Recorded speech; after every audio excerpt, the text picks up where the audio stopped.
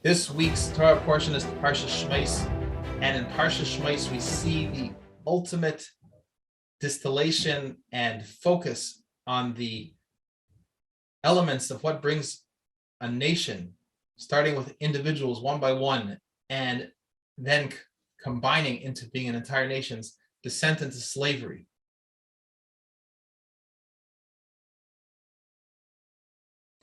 And we see the tremendous effort that is necessary, really a divine, godly effort, to put all the energy into trying to take these people out of a mentality of slavery.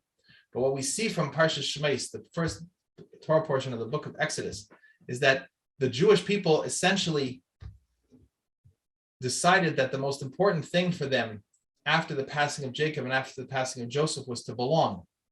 They decided they wanted to belong. They wanted to be taken care of. They wanted to be provided for.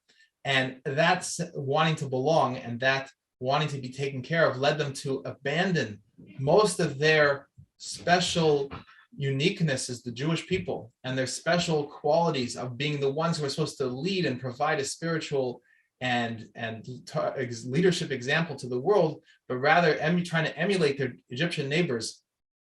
And that then led them into a greater and greater descent.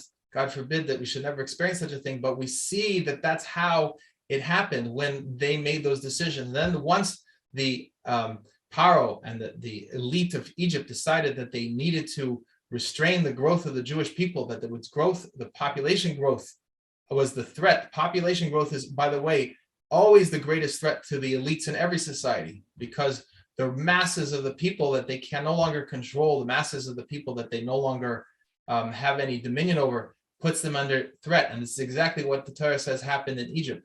And so they came up with a plan to try to enslave the Jewish people, and they succeeded by telling the Jewish people, who are already doing their best to belong and already doing their best not to stand out, to say to them, listen, we're going to do some public infrastructure projects, and even the king himself is going to come down. Everyone's going to be involved. Prove your loyalty to the state.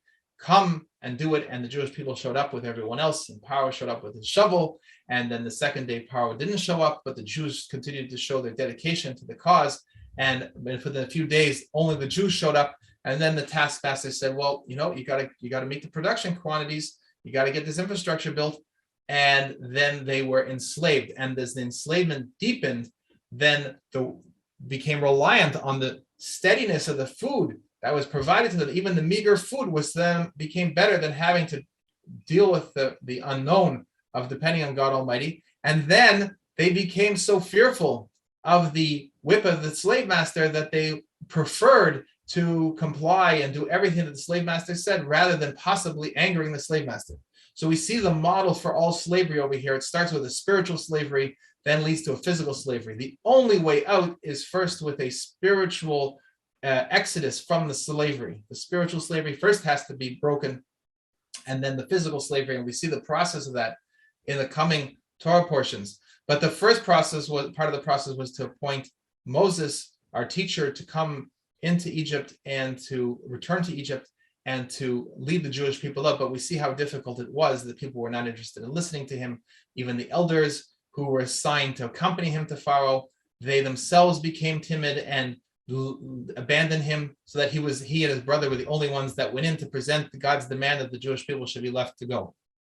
Now, we could see all these things playing out in our times with the descent into slavery, God forbid, where people are wanting to belong, they're wanting to show their loyalty to the cause, they're wanting to signal their participation, their symbolic gestures to show that they care. They're willing to compromise on everything that it is about being a leading voice in the world of God's divine wisdom in the world.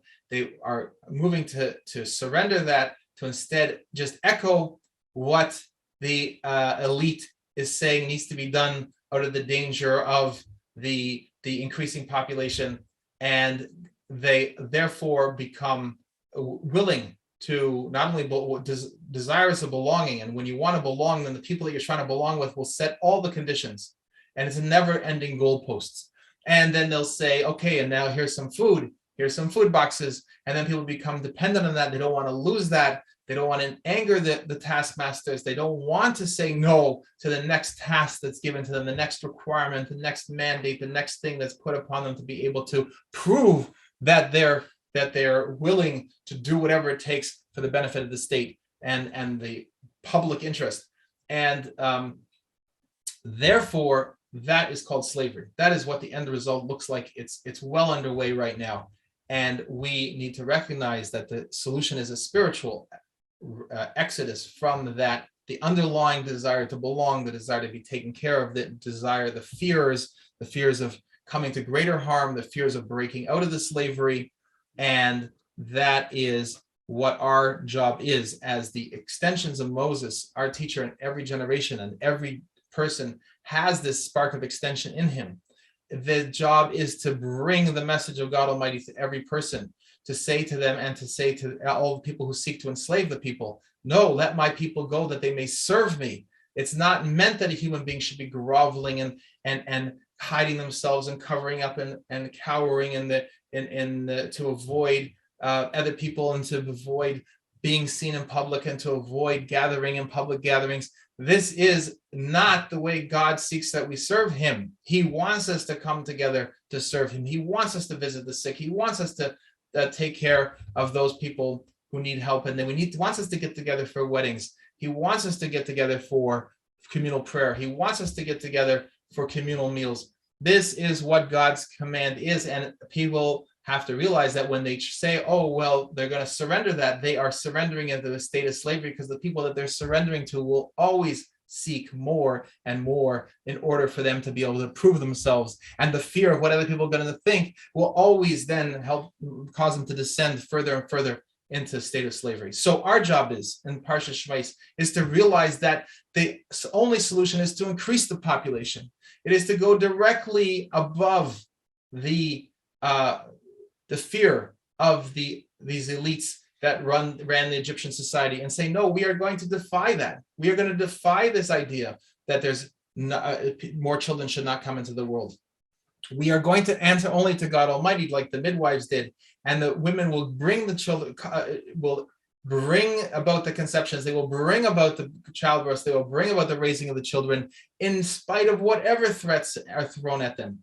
And God willing, that is the time that we live in right now, where some people are having trouble seeing this. There's some people are lost in the superficial reasons. They're still caught up in, well, no, we've got to get along with the other Egyptians because they're doing a public works project and it's not nice not to show up. And if we don't comply, what's going to happen? And all these kind of things they don't understand innocently. They just really don't understand what they're being led into.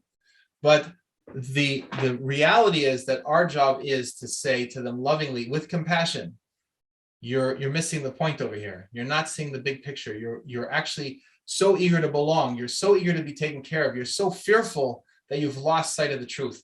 And there was one tribe of the Jewish people that never got into slavery, and that was the tribe of Levi, the tribe that Moses was a member of, that and his brother Aaron. Moses, our teacher, and Aaron, who later became the high priest, they belonged to a tribe that never went along with trying to belong with the Egyptians. They never cooperated with the Egyptian decrees. They never went to the first infrastructure gatherings because they were too busy wanting to stay grounded in the knowledge of God Almighty, that there is nothing besides God Almighty. They had yeshivas, they stayed and studied Torah, and as a result, they never showed up for the first day of the infrastructure building. They didn't show up for the second day. They didn't show up for the third day. And by the time, as the Jewish people were descending into slavery, the tribe of Levi was remaining free people. And it's because of them that remained free that they were then able to rescue the rest of the Jewish people, not only from the Egyptian exile, but they were then able to rescue the Jewish people from later incidences where such as the sin of the golden calf, where the Jewish people fell into the trap of getting concerned that they needed to come up with intermediaries and other forces to take care of them. So the message for today, for Parshas Shemos, is to take stock, sit down with your family and take stock of just remaining in the tribe of Levi, whether you're descended from Levi or not. The Rambam says every one of us, every human being, actually is able to dedicate himself to the service of God Almighty and become and emulate the tribe of Levi. And that is our job of our generation. The job of in this Torah portion is to take our stock of ourselves, take stock of our family members, and say, I am going to remain devoted and cleave unto God Almighty. And that is what will guide my actions. I'm not needing to belong. I'm not needing to have someone take care of me. And I'm not needing to be fearful of anything, because God Almighty has created two worlds. There's this world and the next world. There's only one God. And I am not concerned about my physical well-being or anything else in the physical world. My job is to be here to present and to say what God would have me say and do in this time and space.